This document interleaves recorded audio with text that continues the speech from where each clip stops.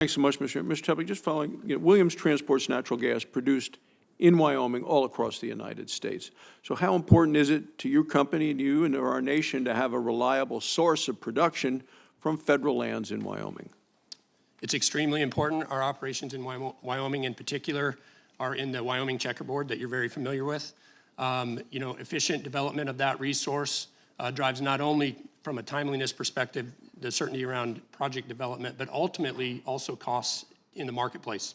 Certainty around efficiencies and development in the federal lands is extremely important. So it seems to me that a few states have abused federal statutes to block the construction of new pipelines.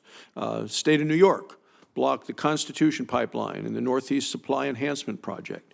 Both of these pipelines would have brought much-needed natural gas to New England. It seems every year we hear about how expensive natural gas is in New England. We have senators on this committee from those areas.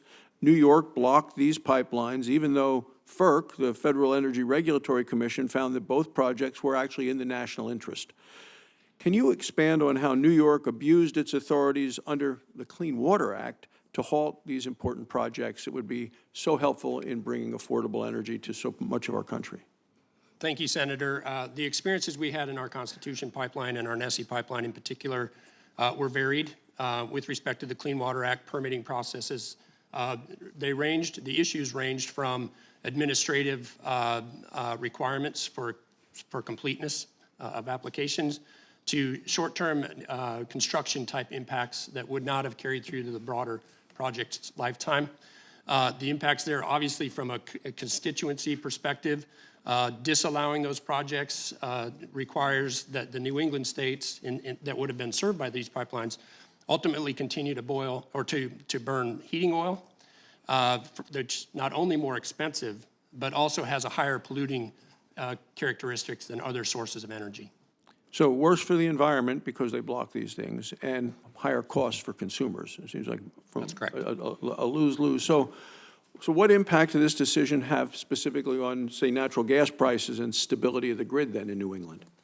I think from a stability perspective, the issues that you see in New England, obviously a lot of that energy served from LNG because of the lack of infrastructure, pipeline infrastructure in that area, causing significant concerns with respect to both reliability and cost on an annual basis as we, in particular, heading into the heating seasons for that area. I mean, sometimes you hear natural gas prices in New England at $18 versus Pennsylvania at $3, and they're not that far apart. That's correct. Mr. Smith, the committee has recently heard testimony about the increasing risks to electric reliability in the United States. From that table, we've heard from FERC, the Federal Energy Regulatory Commission, and then also the North American Electric Reliability Corporation.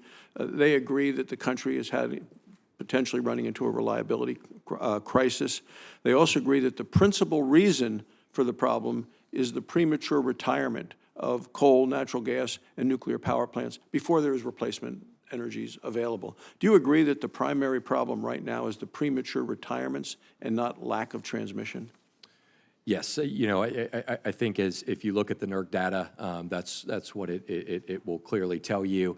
Transmission does play an important part in this, and we'd like to see more transmission developed. We think that can be very constructive insofar as solving some of these future potential reliability issues going forward. So FERC has specific authority to cite, Mr. Smith, the interstate electric transmission lines within the national interest corridor. Corridors are established by the Department of Energy. Do you believe Congress can improve the Department of Energy's process for establishing a national interest corridor? Yes, we do. In particular for projects that provide significant reliability benefits, we think that process can be streamlined to one set of processes, without reducing the quality of the environmental reviews. So should Congress ensure that states and regions and other experts have more of a say in establishing the corridors? Yes. Okay. So would improving opportunities for state input and streamlining the process remove some of these barriers that we talked about? We believe so. Thank you. Thank you, Mr. Chairman. Thank you, Senator. And now we're going to have